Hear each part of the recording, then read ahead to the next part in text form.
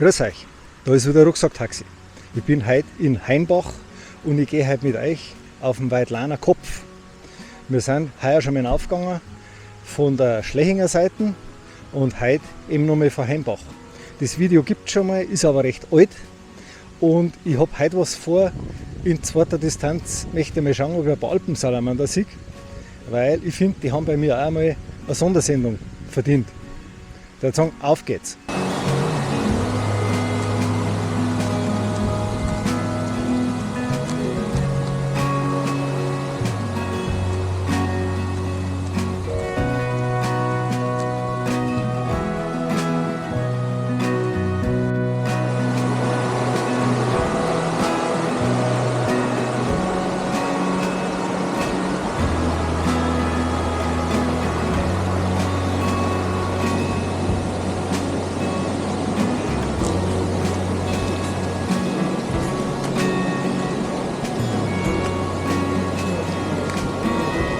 Wir gehen jetzt eine ganze Zeit bis zum Tausensattel auf so einer Forststraße auf.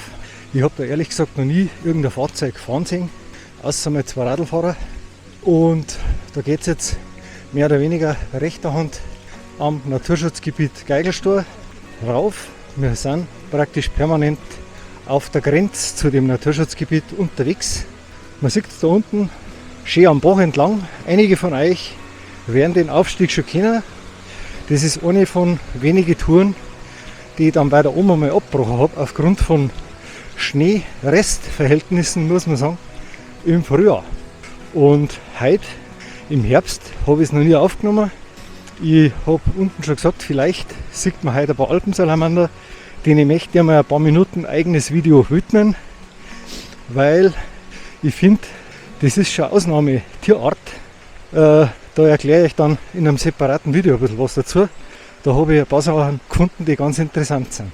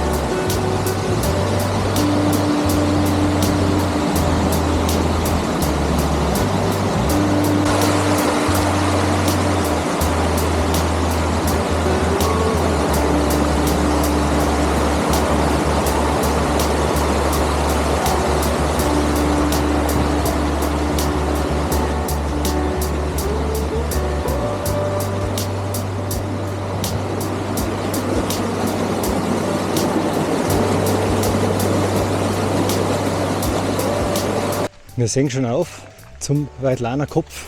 Da ist jetzt schon ein Stückerl auf der Straße bis zum Tausensattel. Und da überlege ich mir dann, wie ich die Skiabfahrt, eine der längsten, weit und breit, ein Hang, der ist 600 Meter lang am Stück, erkläre, der im Winter als einzige Strecken mitten durch das Naturschutzgebiet Geigelstohr noch genehmigt ist, soweit ich weiß. Zumindest war es letztes Jahr so, dass man die Skiroute noch gehen hat dürfen, weil sie die Verbindungsstrecken zur Kampenwand darstellt.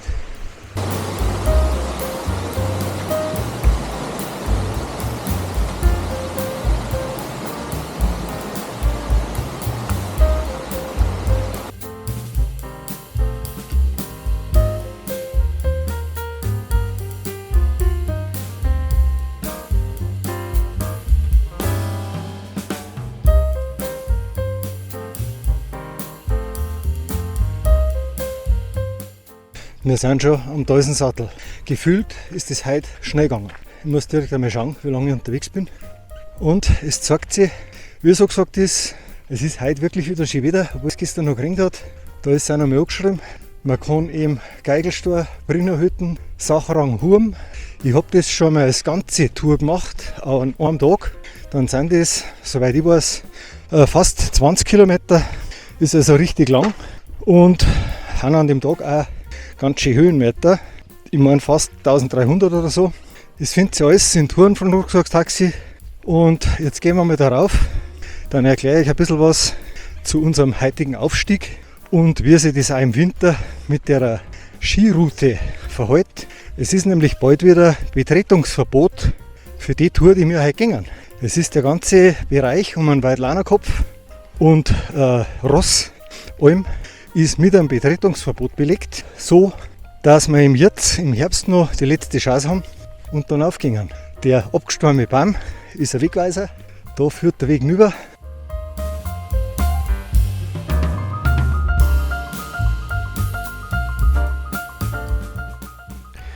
Da drüben an die Baum beginnt die Grenznaturschutzgebiet Geigelstor. Die verläuft dann da links rüber, da ist auch noch mal so eine kleine Baumgruppe in der Mitte. Da gehen wir jetzt dann rauf und da geht im Winter die Skiroute runter. So wie man vom Geigelstor rüberkommt von der Brunner Hütten, dass man zur Kampenwand weitergehen kann. Darum ist das noch erlaubt. Mal schauen, ob das heuer noch so ist oder wie lange es so bleibt. Das letzte Mal sind wir vom Dalsensattel da drüben aufgegangen und haben uns dann eher links gehalten, sind über die Hofbauernalm auf und haben die Gipfel da rein noch mitgenommen bis zur Scheibenwandführe und zur Sonnenalm. Und da sind wir schon dabei. Wir sehen rüber auf die Kampenwand, die da rausschaut.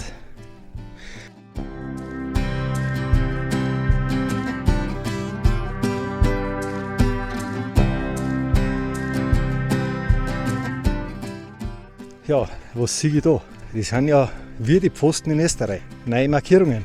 Finde ich super, dass sie es jetzt teilweise bei uns auch übernehmen. Die sieht man nämlich auch mit ein bisschen Schnee noch. Und das ist da rauf ein Problem, das erkläre ich euch weiter um noch. Oder wer das alte Video kennt, da wo ich abbrechen habe müssen, weil ich einfach den Steig nicht mehr nutzen habe können. Ich habe zwar gewusst, ich bin drauf und bin aber trotzdem auf einem sehr stark aufgeführten Schnee nur noch umeinander gerutscht. Und habe ich damals entschieden, nein, da breche ich ab. Ich möchte nicht irgendwo in die Latschen reinrutschen und mir irgendwo die Haxen brechen oder mit dermaßen irgendwo aufkratzen, dass alles spät ist. Jetzt ist natürlich der Weg gut erkennbar, aber mit ein bisschen Schnee ist man natürlich auf erkennbare Markierungen angewiesen.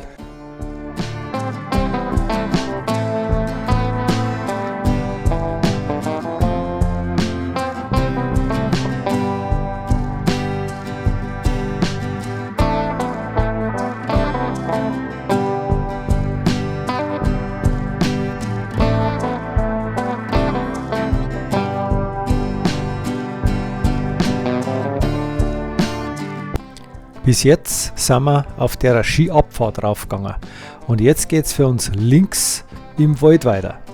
Der Steig geht also jetzt durch den Wald links rüber und kommt aber noch zweimal wieder bis zu der Skiabfahrt raus und die Kehr ist dann sogar auch auf der Skiabfahrt draußen. Also werden wir noch zweimal in die Rinnen reinschauen, bevor wir dann nur noch links rüber gehen Richtung Weidlanerkopf.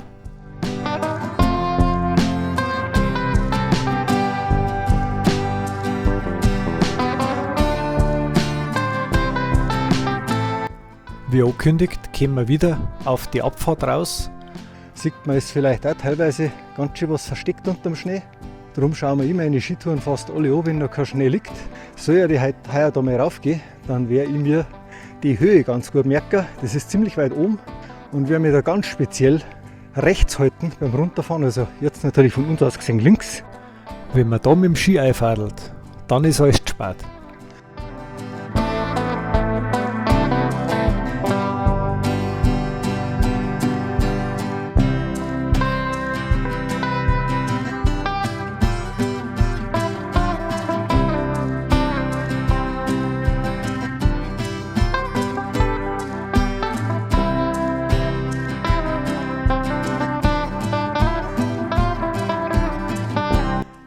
hat der Baum einen Weg zugemacht und der Wanderer hat da natürlich gleich einen neuen Weg gefunden. Man sieht, der ist natürlich nicht befestigt, der kleine Teil da. Es geht, weil das so eine schotterdurchsetzte Erden ist, aber mit Schnee oder wenn es richtig nass ist, macht es einfach weniger Spaß. Wir sind das dritte Mal heraus auf der Abfahrt. Man sieht, das ist schon ein steiles Gelände da runter. Ein Skifahren soll man schon ein bisschen kennen, wobei es für mich fast einfacher ist, als wenn man im Flachen fährt. Da ist man als Skifahrer oft mehr gefordert, wenn man vorwärts kommen möchte. Und da geht es jetzt los, da haben Bäume auf einmal weniger ab der Höhe, dafür ein paar Latschen mehr. Und da ist dann letztes Mal losgegangen, gleich, wenn wir unter dem Baum da durch sind. Da habe ich noch gemerkt, super, da wird es jetzt richtig rutschig, weil der Schnee damals so stark aufgeführt ist. Aber echt kein Vergnügen mehr zum Gehen. Und wenn man dann ein paar Mal so links runter sieht, dann weiß man, es ist nicht weniger steil als die Abfahrt. Und da möchte man einfach nicht ausrutschen, 20 Meter oben und da unten irgendwo einschlagen. Wenig sinnvoll.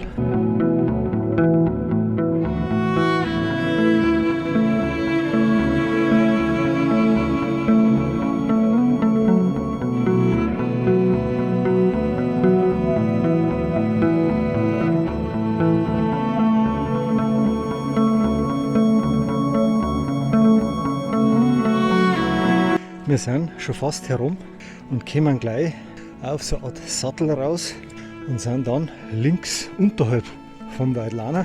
Da kommt traditionell das dreckigste Stückel, weil da die Kühe in die Latschen einen Lieblingsplatz haben. Ich vermute mal, wenn es recht windig ist, dann stehen sie da drin und dementsprechend schaut es da aus.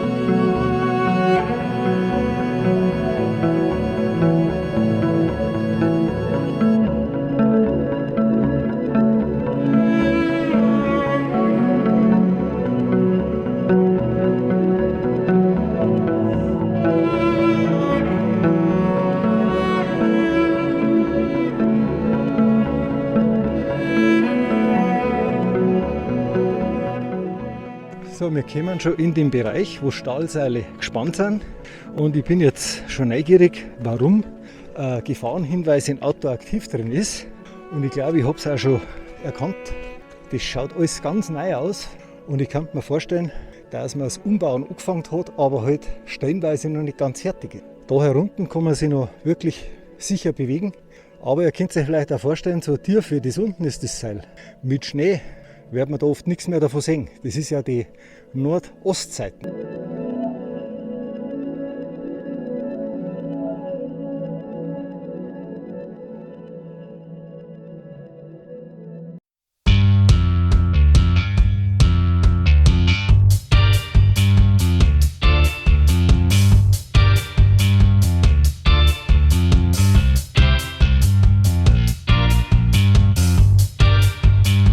Das ist jetzt das Stückerl, wegen dem der Warnhinweis noch auf Outdoor aktiv drin ist. Und zwar geht es da genau um das, wo einfach die Seilanlage, die gerade neu gemacht wird darüber, die ist noch nicht fertig. Das ist jetzt im Moment, möchte ich fast sagen, das einfachste Stückerl. Aber natürlich, ich habe ja gesagt, es ist ein Riesenunterschied, wenn dann da mal Schnee liegt.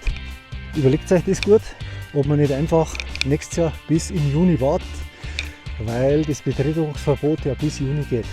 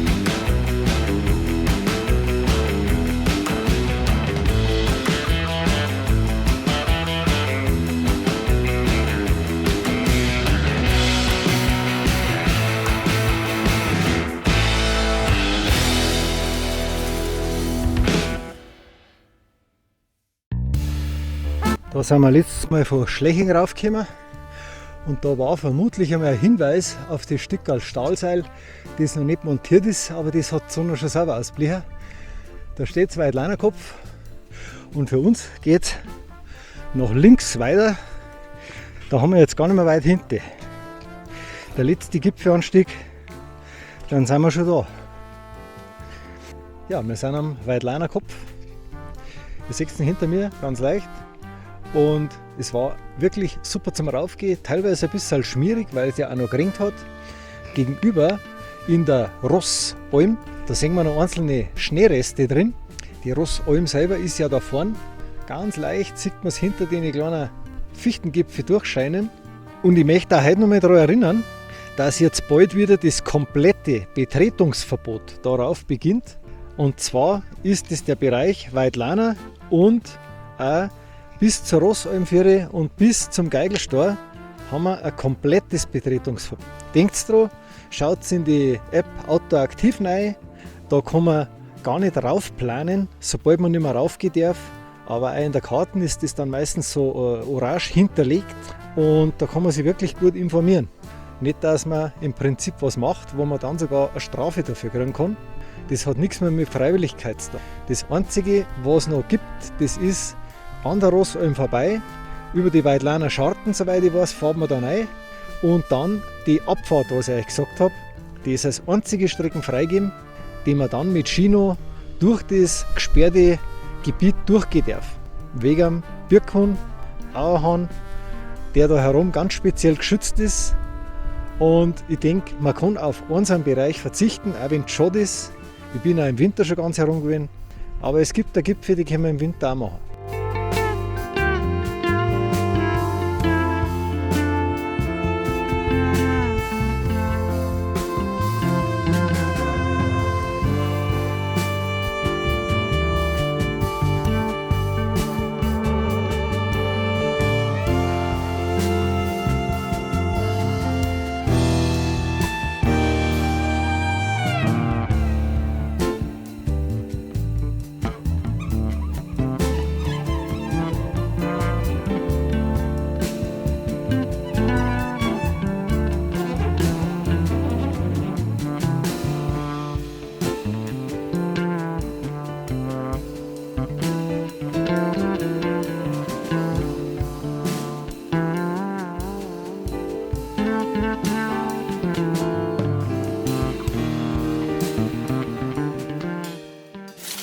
Ich verabschiede mich wieder und sage danke fürs Zuschauen. Vergesst bitte nicht, den Kanal zu abonnieren und viel Spaß beim Nachwandern.